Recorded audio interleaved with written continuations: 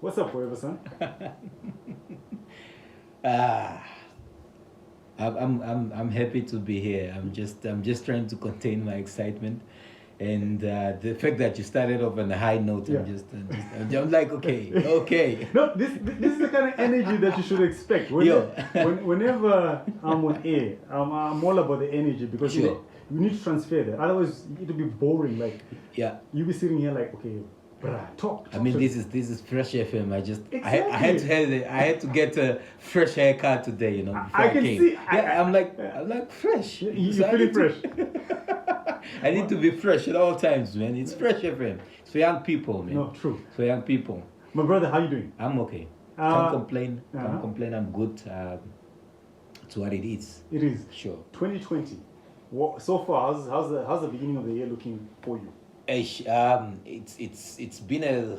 been tough in the sense that I know it's just January. 25 days. How Yes, can it yes. be tough? It's tough because I'm working on a project and things are not in place, and I'm trying to figure out what to do next, and I'm Yeah. panicking. I'm trying to inquire from one person or another to Yeah. put things in place. I was overwhelmed, but the good thing is relationships, knowing people, Yeah. and suddenly we had to, one of the projects I'm working on, we had to shift days. We Yeah. had to shift days to say let's move it on further, Yeah. and I became a little bit calm, Yeah. because the time frame was too short Yeah. in executing this particular project. So I think it's always gonna be like that. I don't think it ought to be calm Yeah. at a certain point in time, and Yeah. later on in the year a bit hectic. Uh-huh. I think it all comes back to personality and who you are and what you're busy with, and so forth, and yeah. So it's been tough already. 25 days in the year. I'll talk to you in the middle of the year, find out what it looks like. Sure. Now, what's interesting is that I think we're together at a fundraising for Faith Primary School. Yeah. And when I heard your story, I was like, I need to get this guy on air because it was an interesting story. But the thing that is crazy is that I think the first time I checked you out was on NBC. Was it one of these talk programs? Probably Tupotseni, Yeah. maybe Good Morning Namibia. I don't know. I think one of those. Yeah. And I'm like watching TV and this guy called Forever Son. I'm like, Yeah. Forever Son. Like, Yeah, yeah. Who's this guy? Yeah. Who are you? Look, I think I'm on a journey of which I think everybody else is on. Yeah.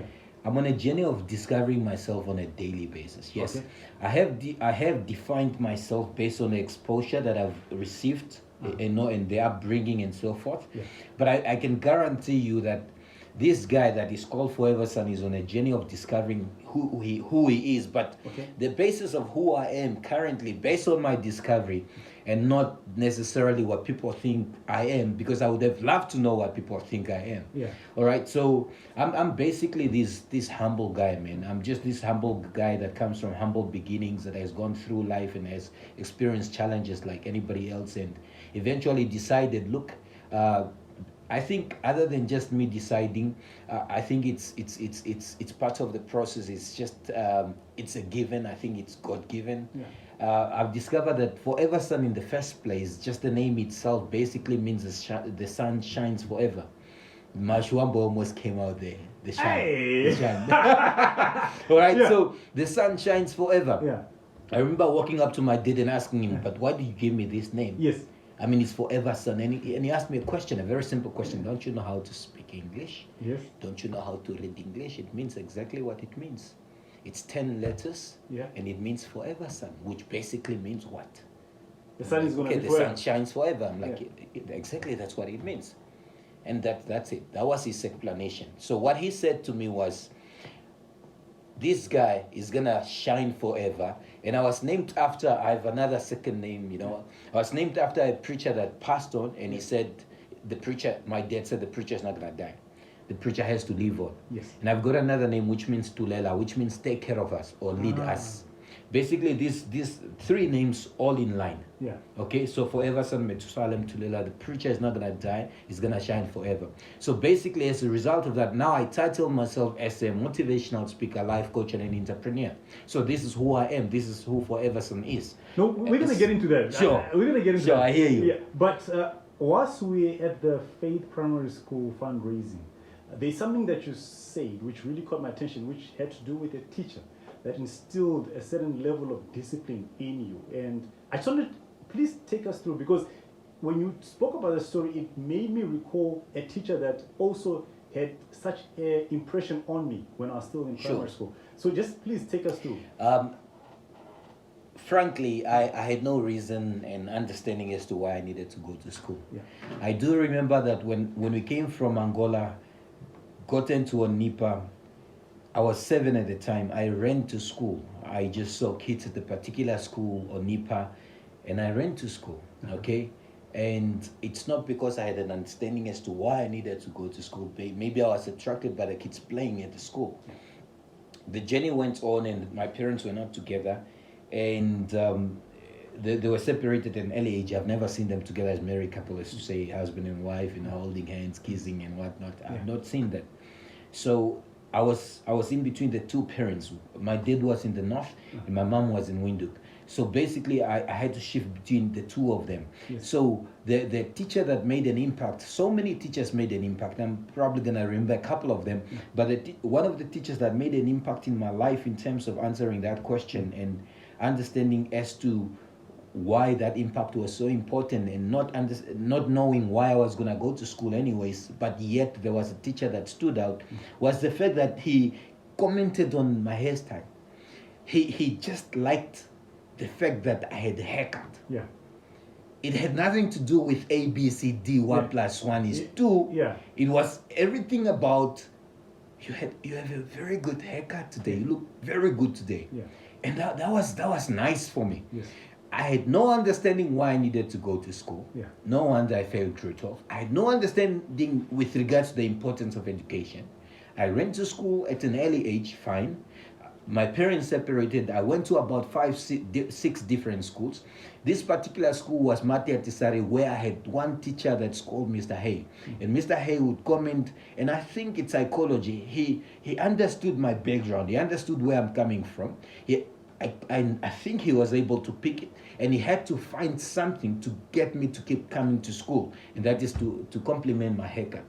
So I had to make sure I had a haircut so that Mr. Hay gives me a compliment. That's why I went to school. And when we left, he was getting all excited and just telling us, about the teacher that made an impression, Mr. Hay, to him because of the haircut that he always had.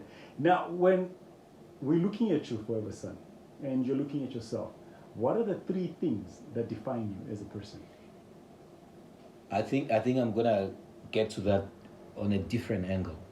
For me, I always said that you're not successful unless you've helped somebody else outside yourself become successful. That's my definition of success.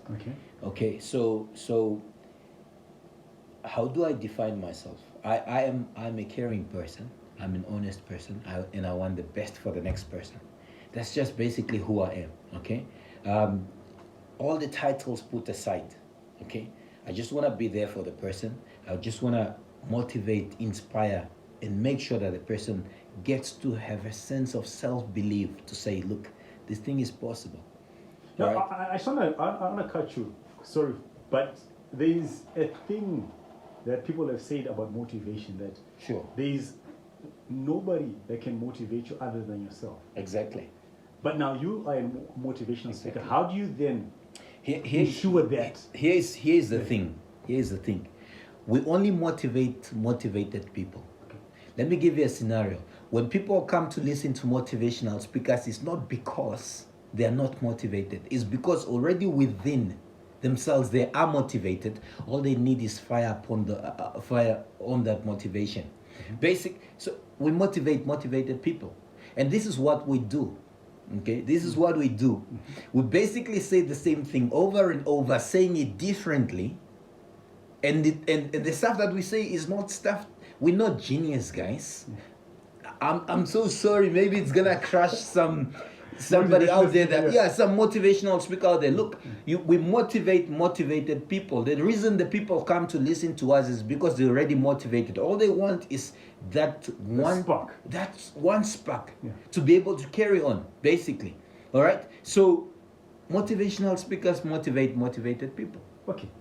We motivate motivated people. Okay. Now the 3 things that define you before we lose that.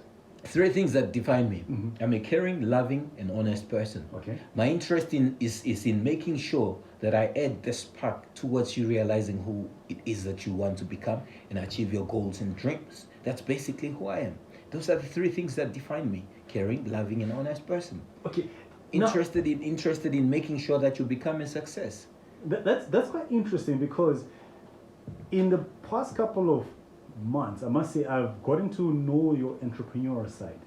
But I'm trying to understand this because I posted this particular interview. Yeah. Then Miss Wanja came in and said, my two Yeah. students are going to be interviewing me. Then I was like, did you study business or did you study communications? How did this all come about, you becoming an entrepreneur? Okay, I think I was fascinated by the term entrepreneur. It just sounds so. Yeah. I think it just sounds good. Yeah. Then I went to further on try and figure out what it actually mean. Yeah. And different people have different understanding of what an entrepreneur is. And some people say that an entrepreneur, some of us are not, somebody says some of us are not really entrepreneurs. Like we're not born and bred entrepreneurs. We've got entrepreneurial tendencies, and I'm okay with that. Okay? I'm okay with that. It doesn't matter. Yeah. All right? But the good thing is I've got entrepreneurial tendencies. If by that definition I'm not an entrepreneur, I'm okay with that. I'm okay with. I'm not gonna fight it, but at least I have that entrepreneurial tendency. And what it basically means for me is somebody that looks at a situation or looks at life and finds solutions to be able to provide to the general public, and in return you gain monetary gain as a result. It has nothing to do with the money. Okay. It has everything to do with solving a problem and getting paid for it. Okay, so what problems do you solve? Right. So let's start off with the basics. Now you need to understand that I'm combining two things in one. All these things that I do are all linked. When it comes to life coaching and motivation and entrepreneurship, they are all linked. Number one, I sell. What it means is I can sell anything, and it doesn't matter what it is. I can sell an iPhone, I can sell anything that can get me an income, because I'm of the opinion that I cannot sit at home without bread, because I'm too proud to sell a pen, cakes, whatever it is, to be able to put bread on the table. Okay. So I can sell anything. I sell cell phones, right? And at the same time, I look at what are the challenges that people have in society, basic challenges. For example, one of the things that I do is a taxi business, for example. Yes. I've realized that the taxi industry actually does make a lot of money. Okay, off record, I guess, not text, right? So now the traditional way of doing the taxi business is not gonna work for this generation, because it was done on a traditional basis of you work for me, I own the vehicle, right? And then I am your boss, right? Right now it doesn't work. I can't drive for you. Yeah. Okay, you cannot be my boss as a taxi driver. I'm actually your boss. I determine whether you get an income or not. True. Right? And the best is also looking at motivation in that aspect, to say, look, when you get into the taxi business, buy the taxi at 50,000, for an example, and I'm gonna go through that as fast as I can. Buy the taxi at 50,000. You're gonna make 50,000, at least 40,000 out of it after a period of 1 year. You give an opportunity to the guy that is driving the taxi to drive it on contract and get an opportunity to have a taxi that he owns by himself. That way you've motivated him to be able to work for himself, turning him into an entrepreneur, if I may put it that way. You've made your money. Yes. You can always buy another one. You have made profit, which is 40,000 over a period of a year. So why not give that guy an opportunity? That's motivation in itself, and entrepreneurship in itself, and life coaching in itself, so that this guy can do the same thing for the next person. Interesting. So That's the second. that's your entrepreneurial. That's the second thing that I do. Okay. Company registrations. Yes. How many people are doing business currently, but their businesses are not registered? They don't even know what it means to register a company, and eventually they do not grow. They remain at the same level in business, because real business guys want to do real business with people that have companies that are registered. But who's gonna help them register their companies, and who's gonna help them basically mentor them to know what it means to pay tax, to know what it means to have company profile, to know what it means to have quotation invoice templates, who's going to help them to know what it means to basically pitch or present or get somebody to be interested in the product.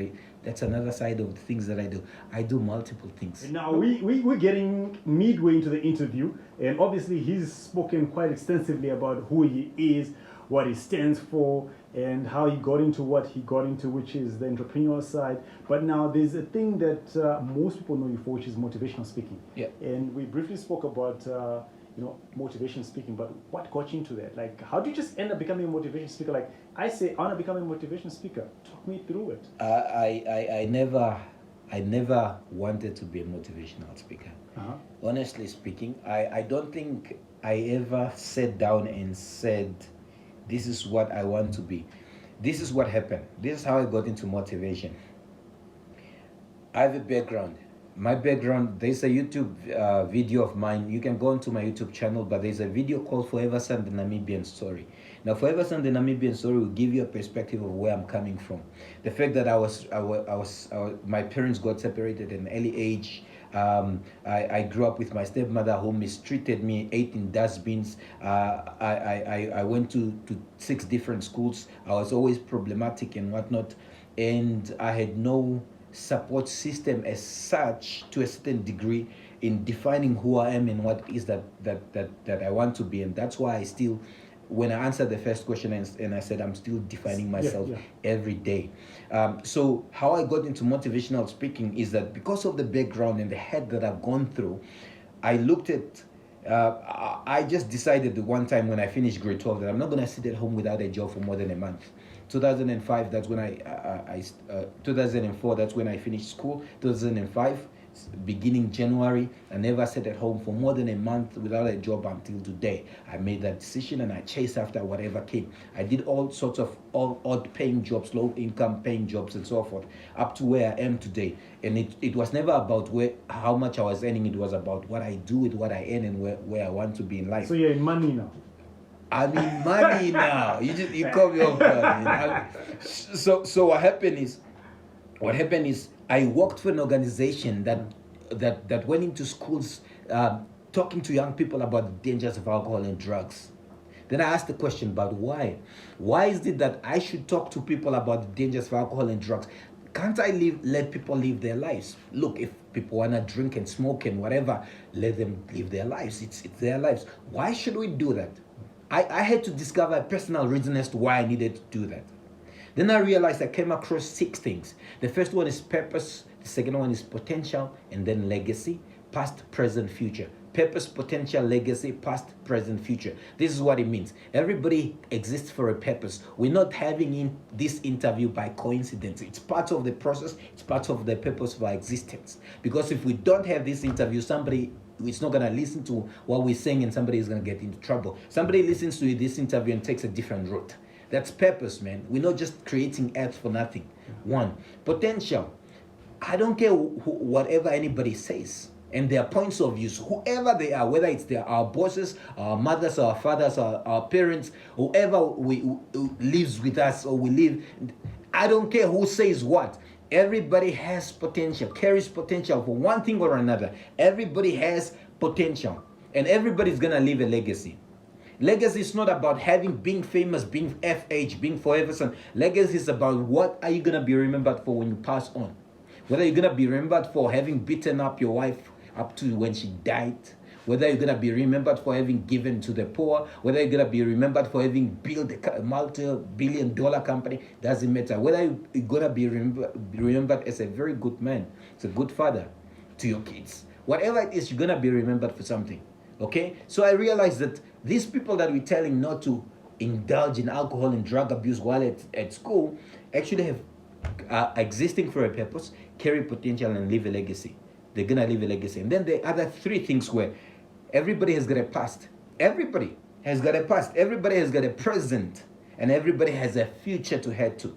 Everybody has a past. Most of us are not happy with our past and where we're coming from. Most of us, if we close our eyes right now to start and remembering where we're coming from, we're not really, really happy. All right? Yes, people know Mufaro as the DJ radio personality, but they have no clue about where you're coming from unless you've said a bit of what about your life in terms of where you're coming from.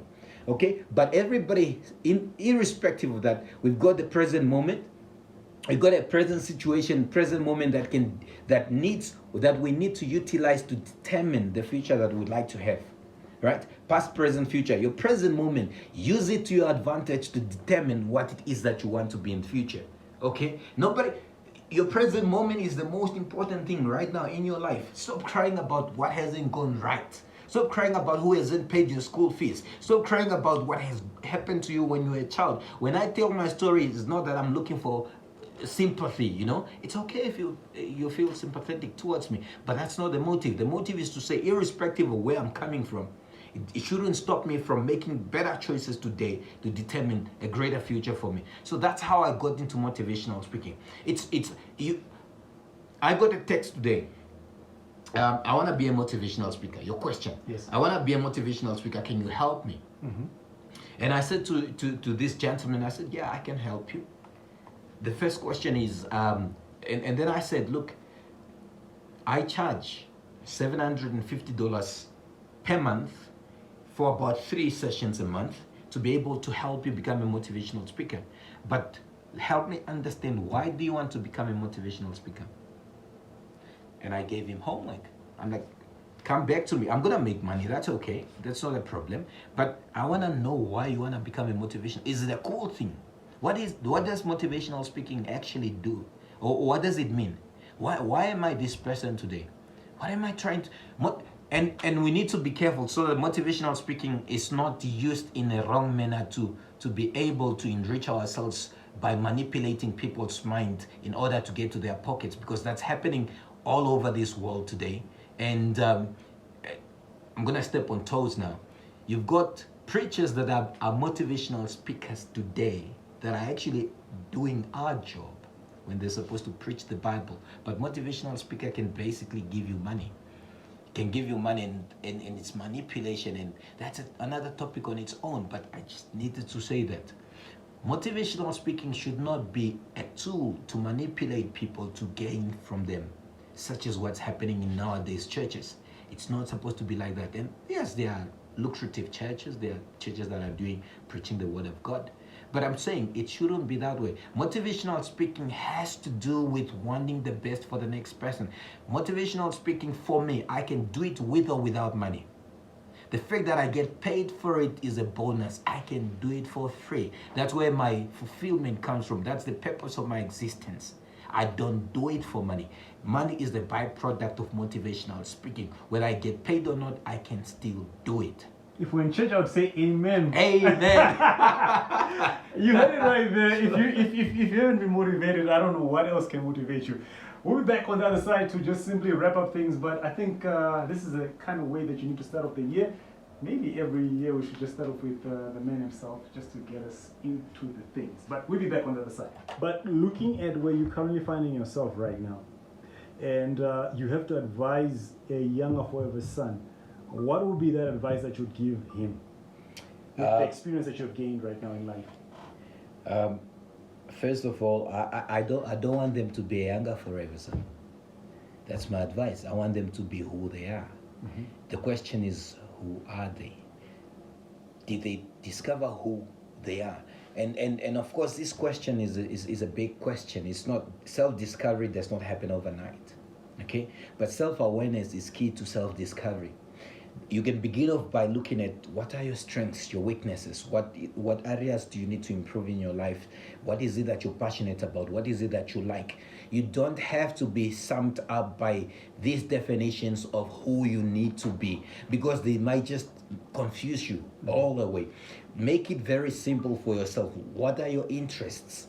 Okay, what gets you to be happy when you do certain things? You know, is it doing music? Is it being a doctor? Is it going to school? What is it that you like? Okay, so I wouldn't even and I'm twisting it around and I'm saying I'm not gonna advise a younger forever son. I want to advise Petrina out there. I want to advise David there, or rather give options to David, Petrina, Selma, to know who they really are.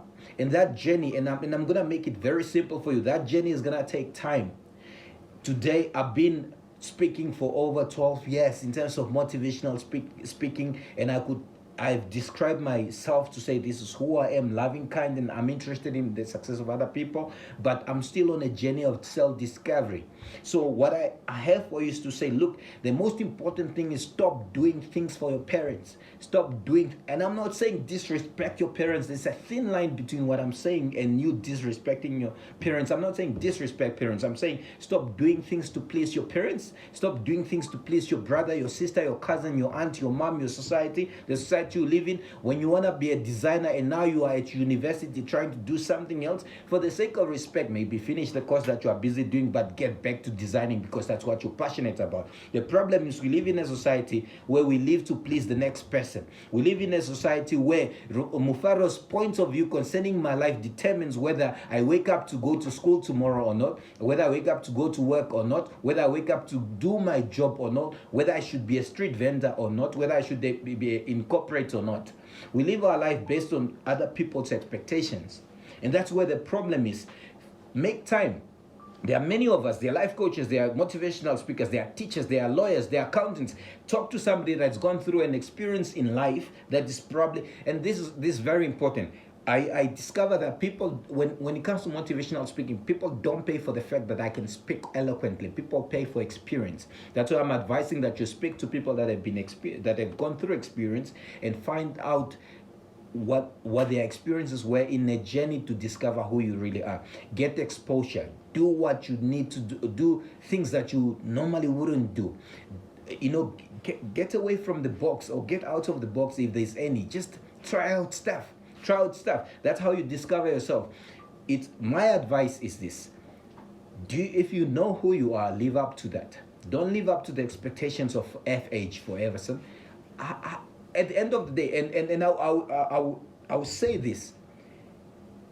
There are people that, Peter, a friend of mine, is a pilot by profession. His parents wanted him to do something else. He's a motivational speaker. He always talks about two types of regrets.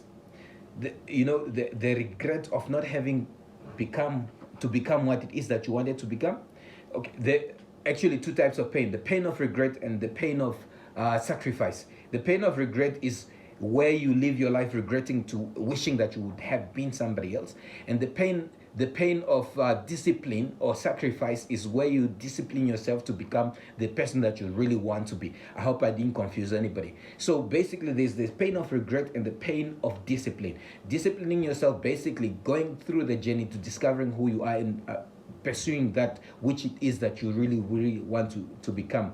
But it's gonna go through discipline, it's gonna go through pain, it's gonna go through ups and downs and so forth. So discover who you are. Don't live up to people's expectations. Okay, you need to be careful about who you associate with, and you need to be careful about what you take in to determine what it is that you want to become. But at the end of the day, and getting back to what I was saying, is this is the most scary thing. You are going to die. Everybody is going to die. And you don't want to be on your deathbed and you're regretting that you would have been somebody else that you're not. I could have been a teacher, I could have been a lawyer, I could have been an accountant, I could have been a pilot, I could have been a DJ, I could have been a musician, I could have been a designer, I could have been an artist, I could have been a runner, I could have been whatever. And now it's too late because you lived your life living up to people's expectation other than being who you really want to be. That's the most scariest thing. I'm doing what I'm doing because I love what I do and I do what I love. I don't do what I do based on anybody's opinion. I don't need everybody to like me. I don't need everybody to like me. I need some people to like me. I don't need everybody to like me. Yeah. I can never meet everybody's expectation. I can never meet everybody's needs. I cannot neglect myself trying to please the next person and suffocating being somebody else that I'm not. Everything that I've done for the past 12 years has always been in line with motivation. I was always careful to say, yes, not the low-paying jobs, of course, but I was always careful to say, whatever I'm going to do, it has to add up to me being the motivational person that I am. That's why I can talk all night. I can talk all night because I'm passionate about it, because this is who I am. I'm happy. I want to do this the whole night. Yes, we have time, but I can do this all night, and it's because I'm passionate about it. And it's not because there's money in return. Money comes as a byproduct of me living my purpose and fulfilling my dreams. Right? That's me. Discover who you are. Stop trying. Be careful about who you listen to. All this negativity, throw it in the bin. Listen to people that are positive. Expose yourself to different people in the journey of discovering yourself. So that's my message. Sure. All I can simply say is I'm blown away, and if time would allow, would have carried on, but time wouldn't. One thing that I always want to ask every guest that I've had is, who do you want to say thank you to? Yeah, yeah, man.